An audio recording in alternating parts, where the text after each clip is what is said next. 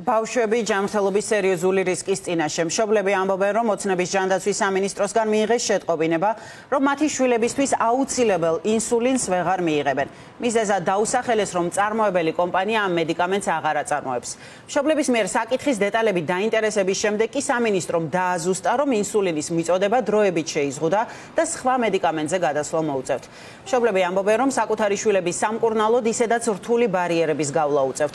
ოცნების ხელისუფლება კი თავისი ქმედებებით მათ აიძულებს წავიდნენ ემიგრაციაში, რომ შვილების სიცოცხლე გადაარჩინონ. ოცნების ჯანდაცვის სამინისტროში ამბობენ, რომ ინფორმაციას მოგვიანებით გაავრცელებენ. მართლა არის დეფიციტური იმის გამო, რომ შეზღუდა უბრალოდ ევროკავშირმა ამის წარმოება, რომელ ქვეყანაშიც იწარმოება, თუმცა არა ევროპული ქვეყნებისთვის.